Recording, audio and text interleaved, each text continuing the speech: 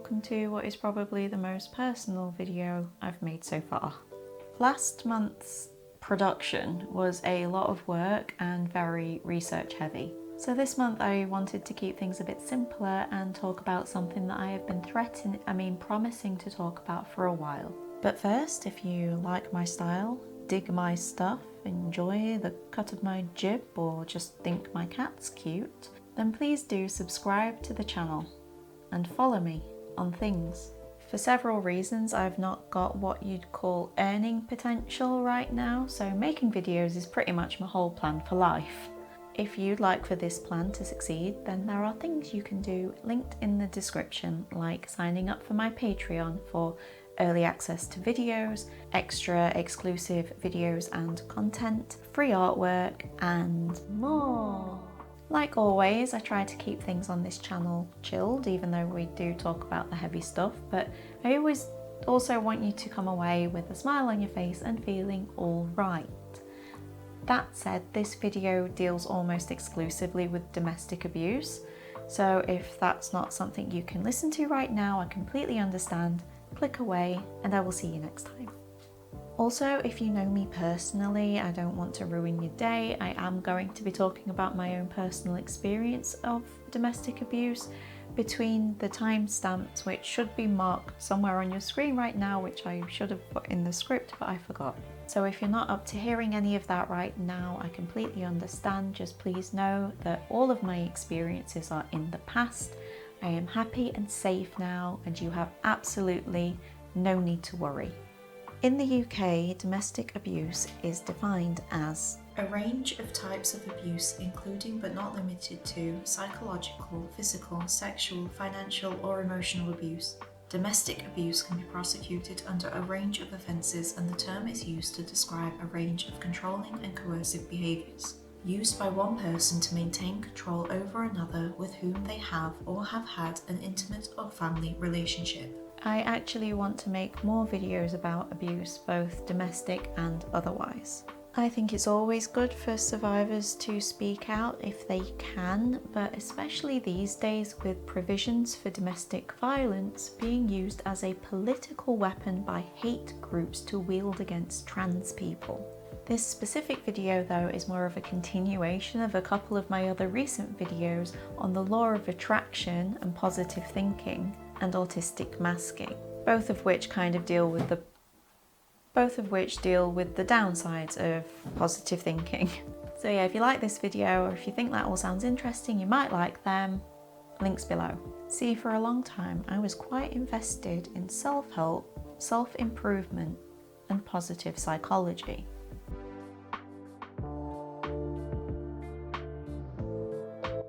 In essence, positive psychology began as an attempt to refocus the field of psychology away from treating mental disorders to promoting human flourishing and subjective well-being.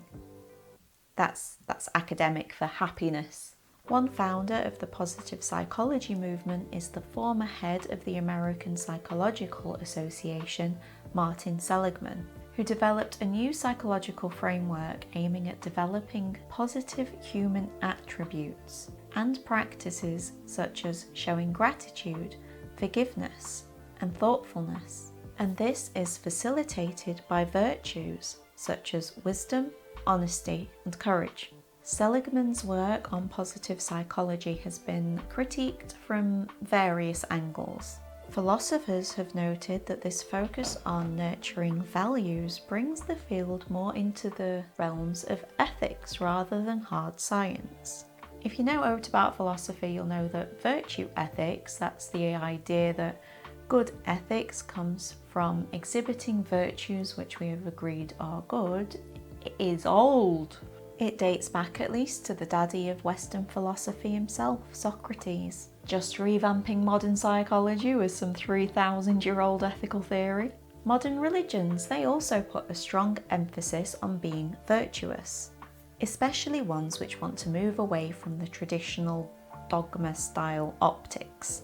Other criticisms of Seligman's work include concerns of its replicability, its heavy use of self-reporting, as well as accusations of contradictory advice such as living in the moment but also future-orientated thinking.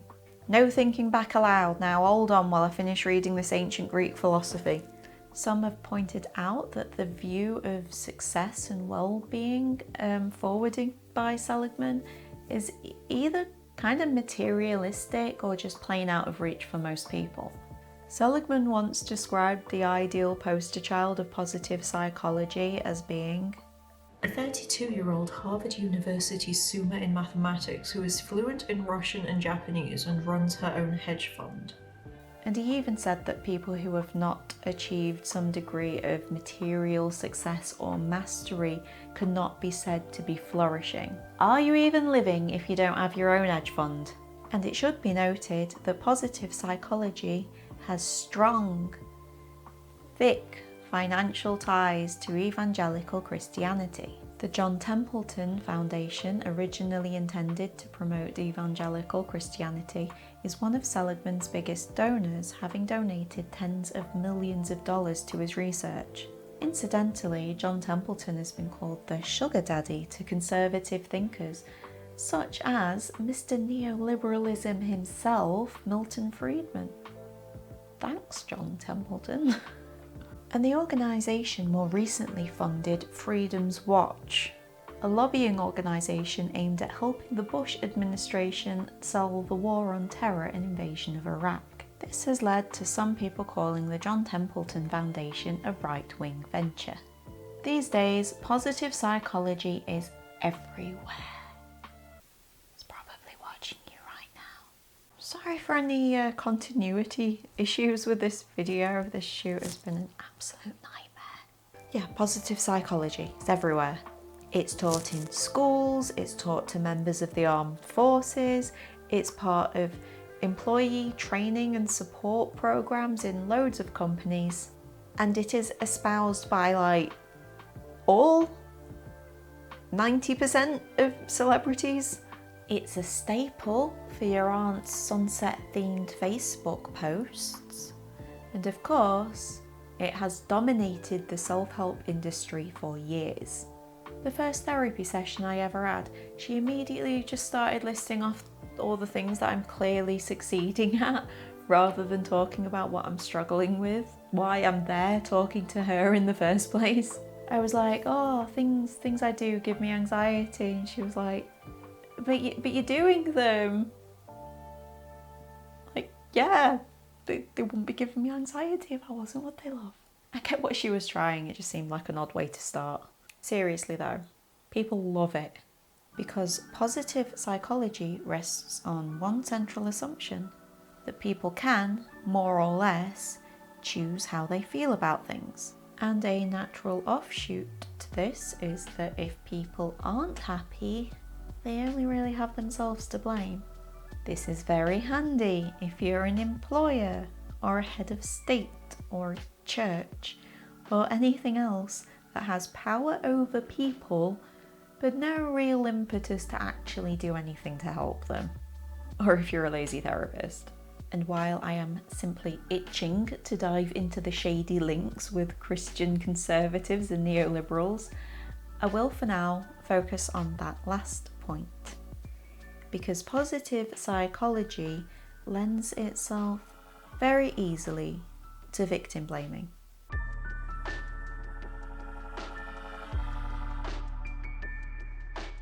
Something I stressed in those other videos I did was that positive thinking can often ignore the context, the reality in which the thinking is occurring. And one of those contexts, one of those realities, might be an abusive relationship. That's something that this 2020 narrative review by Sinclair, Hart and Lomas hope to address.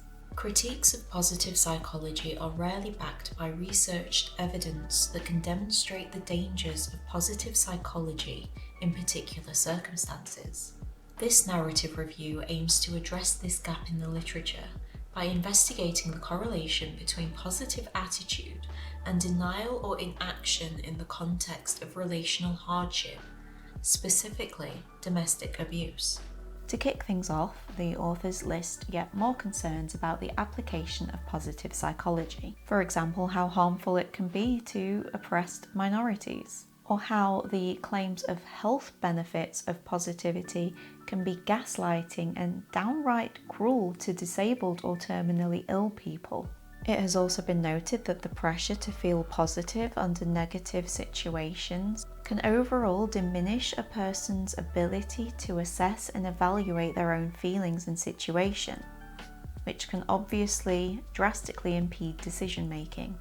On domestic abuse, the literature shows a number of areas where positive psychology can be directly harmful. The focus on positive virtues and the promotion of forgiveness as one of them can not only pacify the victims, but evidence shows that abusers view forgiveness as tacit consent. It is pointed out that much of the positivity-centered advice aimed at couples usually does result in good outcomes when the relationship is healthy to begin with. However, when it's applied to abusive relationships, the inverse is true. It can and does exacerbate abuse. We see that the dark side of optimism and positive thinking is especially cruel in the context of abuse, as if one believes that inner positivity itself can bring about a good environment, then they are encouraged to put a positive spin on violence and pain, in the hope of imminent improvement, which statistics show is unlikely to come. The review states that the field of positive psychology currently views domestic abuse as a clinical concern, i.e. one for clinical psychology, not them. However, the authors cite the prevalence of abuse. There are no real accurate statistics on this. However, I did read that police in England and Wales get a call related to domestic abuse 100 times per hour. And I think we just all know that it's incredibly prevalent. Probably all of us have either been in or know somebody who has been in an abusive relationship at some point. And evidence shows that social, economic, and cultural factors play a huge role, not just clinically treatable mental conditions. So it is something of a cop-out for one of the farthest reaching fields of psychology to just wash its hands of it. But the authors of this review note that there is little mention of domestic abuse within positive psychology literature, and the review concludes that this is a problem, and that positive psychologists need to put a lot more thought into the material conditions of their patients, with a special focus on domestic abuse. And it says that within the context of abuse, positivity can be dangerous. Overall, the literature suggests that misdirected or overgeneralized positivity exacerbates harm and abuse. An optimistic bias can put victims in danger. Empathy, hope, acceptance, and resilience are associated with refraining to leave abusive relationships. And forgiveness increases the likelihood of further transgressions. We therefore argue that scholars and practitioners need to demonstrate care in promoting positivity, since it can be detrimental within a toxic context. So now we know what positive psychology is, what domestic abuse is, what the scientific literature says about that. So what do I say? I entered what turned out to be a psychologically, emotionally, and physically abusive relationship when I was 25. It wasn't my first, but it was my last. And in many ways, it was the worst. Charismatic, apparently universally loved, empathetic, humble. He spoke of pacifism and eco-activism and indigenous rights. He was chronically ill, but he never let it get him down. Inspirational, really. But when you look at someone through rose-colored glasses, all the red flags just look like flags. I won't get into the worst of the physical and emotional abuse in this video, don't worry. And remember, you can completely skip this next part by jumping to the timestamp marked on the screen here to see the conclusion. This is part of one of my stories. He always liked to give a lot of constructive criticism, Usually they're centered on my outlook, my attitude, my fears and anxieties. I wanted so much to improve, and he just seemed to know what he was talking about. He had so much advice and so many stories from his travels around the world and the cool and interesting people he'd met. And he said he cared, that he cared about me and making me better. See, I told him about my previous spells of depression and experience in other relationships, so that seemed legit. I wanted help. He wanted to help me. Great. Ideal. He taught me that one of the most important things is positive energy. Everything is energy. We are energy, and our energy interacts with everything. And, of course, we are in control of what energy we put out into the universe. One night, before we headed off for a new adventure in South America, I confessed all of my past traumas to him to get rid of the negative energy, so we didn't bring it with us. This was good, he assured me, and necessary. He didn't want it with us. He didn't want it affecting him. Negative energy was viewed as an enemy, as a cause of all that is bad. And over the next year, I learned what negative energy meant. Negative energy meant when it took me a few seconds to decide if I wanted to do something or frowned for any reason at all. Negative energy was when I was in pain and said so, or if something scared me or made me nervous. Negative energy was when my voice was somber or my body language was guarded. Negative energy was when I found social events overwhelming or forgot social etiquette or just wanted a quiet night in. Negative energy was when I was too tired for an activity or didn't want sex or was even slightly disappointed at anything. Negative energy was not his angry outbursts, his shouting, swearing, or giving me the silent treatment when I did any of the above, or his increasingly unmasked misogyny, machismo, and chauvinism, or how he would get seethingly jealous if I so much as enjoyed a joke with another man, or the way he talked about the people in his life who didn't adore him. Or if it was negative energy, it wasn't his fault. It wasn't coming from him. It was merely the negative energy of others rubbing off on him. These unexpected, angry outbursts started causing shutdowns and meltdowns or panic attacks in me, which, of course, was only more negative energy.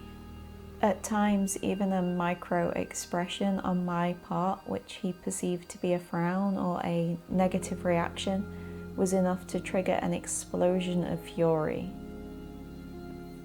Frown was usually just my "I'm a bit confused" face. Being a bit confused is a pretty standard state of affairs for me. I lived in fear and I felt as if I was always being tested, and yes, I considered leaving multiple times. But all the while this was going on, I was becoming more and more entrenched in New Age law of attraction type ideology. If you're unfamiliar, the law of attraction is the idea that what you think about, what you focus on, you will manifest, you will receive. And if you're interested in learning more about that, then watch this. According to this thinking, if my goal was a happy, healthy relationship, then it was up to me to manifest one. And I did that by living as if I was already in one and showing gratitude for it.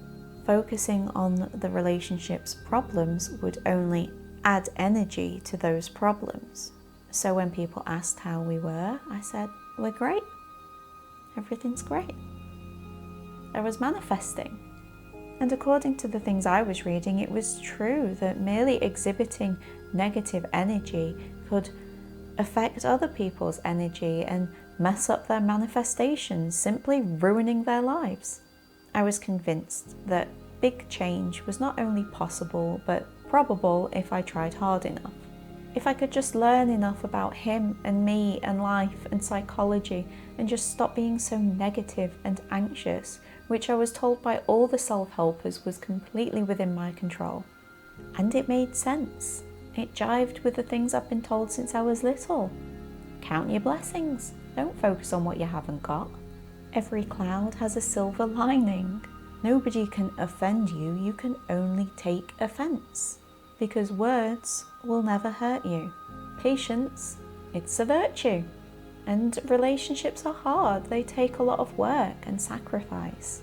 To err is human, but to forgive, divine. Who doesn't want to be divine? This was like age-old wisdom. Who was I to argue? Of course I had to forgive him when I triggered an angry outburst with my negative reaction. He needed positivity for his health and well-being, and I was depriving him of that. At least he forgave me every time. After threatening to kick me out of the house or call professionals to come and take me away. He did forgive me eventually. So that was good. I had so much more than most women in the world. I mean, yeah, things weren't perfect, but what life is? Count your blessings. I had a roof over my head, time to write, was seeing the world, having adventures, meeting new people, learning new things, new languages. I mean, yeah, I was a bit slow at picking up Spanish, and so that wasn't great. That showed a lack of enthusiasm. But it wasn't fair. It wasn't fair on him that he always had to speak English. Even though he'd been learning since he was a kid and was basically fluent, and I'd only been learning Spanish for a couple of months. But I was in South America now, so I had no excuse. I should have been thankful, grateful for such an amazing opportunity, learning direct from native speakers themselves, completely immersed. They say that's the best way to learn, and getting to live rent-free, only having to do the cleaning and tidying and laundry and cleaning up after a dog they let piss on the floor every day. But I didn't have to cook. He loved to cook. I mean, what woman doesn't want a man who loves to cook? Of course, sometimes I wouldn't like the food and accidentally would let that show somehow, which was really inconsiderate. It ruined his whole experience. I mean, who would want to cook for someone who doesn't even appreciate it? I had so much work to do on myself, but at least I had his help. It was the first time anyone had offered to help me with this stuff, these things I saw as flaws. It just never seemed to get easier. No matter how many silver linings I looked for, no matter how many positive spins I put on my situation, no matter how much I affirmed that I am living a dream life, for some unknown reason I was not getting any happier, and this was incredibly hard on him. This was taking a huge toll on his mental health. It made him feel terrible when he was triggered into screaming at me, shouting at me, swearing at me, pushing me, shoving me, restraining me, hitting me, leaving me at the side of the road in the middle of nowhere. It really wasn't good for his energy at all. He wasn't a violent person. He was an outspoken pacifist. And he never had these problems with anyone else. He got on well with everyone, except his ex, though, but she was crazy, and one of his brothers, who was just really selfish and materialistic, and his ex-best friend, though, but he was really arrogant and a bit of a hypocrite, and his dad, who hurt his feelings a lot, though, when he started a new relationship. Apart from that, he got on well with everyone. So it must have been coming from me. I had that negative past after all. I told him as much, and I'd promised not to bring that energy with me. I'd failed. I'd barely even tried. Maybe I was broken beyond repair. One time he told me to move out, I did. I convinced myself that it was a good opportunity to show him to show him that I'm committed to positive change and that I can do this independently. And I was. What started out as just another bright side finding mission turned into a real journey of self-discovery.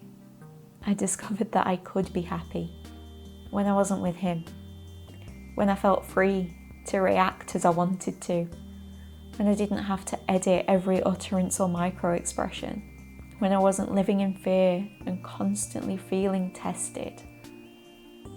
I started to think clearly for the first time in years. I discovered my passion for philosophy and history and politics. I decided to enroll at university and invest in my own future. I created artworks and poems and blogs. The mind seeds for this very channel were sowed then. And I spent time reading and learning. One of the things I read was Quiet, the Power of Introverts in a World That Can't Stop Talking. It was the first time that I had been presented with the idea that the way that I was okay actually. It was 2015, and I was 28. It wasn't negative to need quiet or to get overwhelmed by social events. It wasn't lazy or rude or antisocial. I was being my introverted self, and I embraced it for the first time. I also read up on domestic abuse, and I learned that it wasn't just the times he physically lashed out. Over the course of our 3 years together, he exhibited almost every single sign of domestic abuse.